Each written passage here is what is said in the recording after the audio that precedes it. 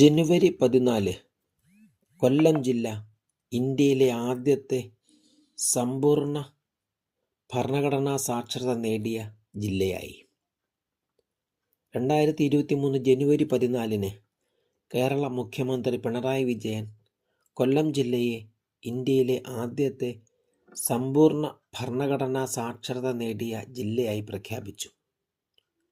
കൊല്ലം ജില്ലാ പഞ്ചായത്തും പ്ലാനിംഗ് ബോർഡും ചേർന്ന് നടത്തിയ ദ സിറ്റിസൺ എന്ന കാമ്പയിനിലൂടെയാണ് ഈ നേട്ടം കൈവരിച്ചത്.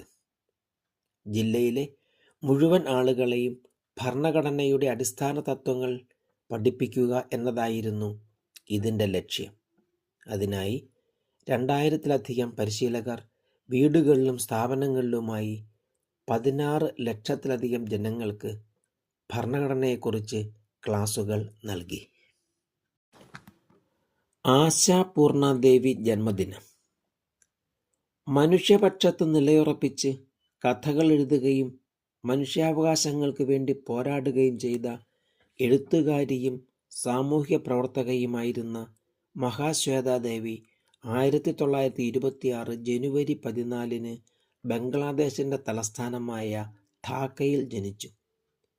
വിഭജനകാലത്ത് പശ്ചിമ ബംഗാളിലേക്ക് കുടിയേറിയ അവർ കൽക്കട്ടയിൽ വിദ്യാഭ്യാസം പൂർത്തിയാക്കി കോളേജ് അധ്യാപികയുമായി. ഒപ്പം എഴുത്തും പത്രപ്രവർത്തനവും സാമൂഹ്യ സേവനവും നടത്തി.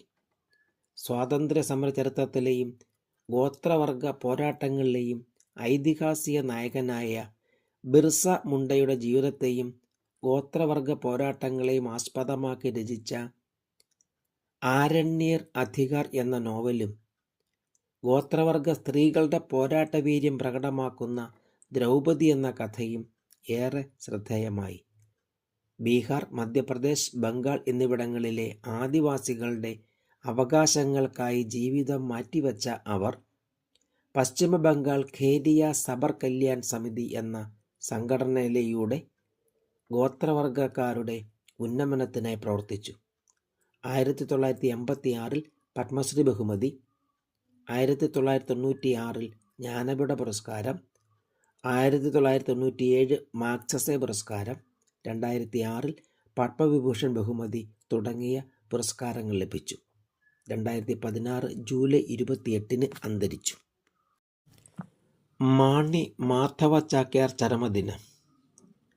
കേരളത്തിൻ്റെ തനത് കലാരൂപങ്ങളായ കൂടിയാട്ടത്തെയും ചാക്യാർ കൂത്തിനെയും ലോകപ്രശസ്തിയിലെത്തിച്ച മഹാനായ കലാകാരനാണ് മാണി മാധവ ചാക്യാർ.